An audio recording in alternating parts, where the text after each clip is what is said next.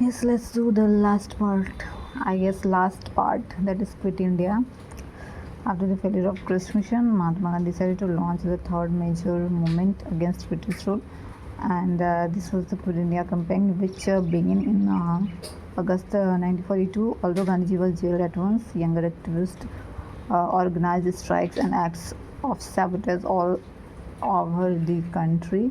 Particularly active in underground resistance were socialist members of the Congress such as Jayaprakash Narayan in several districts such as Satara in the west, Midnapur in the east. Independent government were proclaimed. The British responded with much force, yet it took more than a year to suppress the rebellion. Quit India was genuinely a mass movement, bringing into its ambit hundreds of thousands of ordinary Indians. It especially energized the young who in very large numbers left their colleges to go to jail.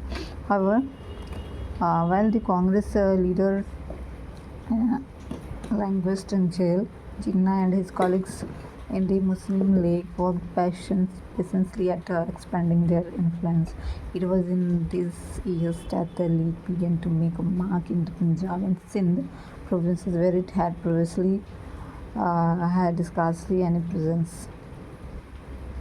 In June 1944, with the end of the war in sight, Gandhiji was released from prison. Later that year, he held a series of meetings with Jinnah and seeking bridge the gap between the Congress and the League. In 1945, the Labour government came to power in Britain and committed itself for granting independence to India. Meanwhile, back in India, the Viceroy Lord Wavell bowed the Congress and the League together for a series of talks. Early in 1946, fresh elections were held to the provincial legislations. The Congress swept the general category, but in these seats, especially reserved for Muslims, the League won an overwhelming majority. The political polarization was complete. A cabinet mission sent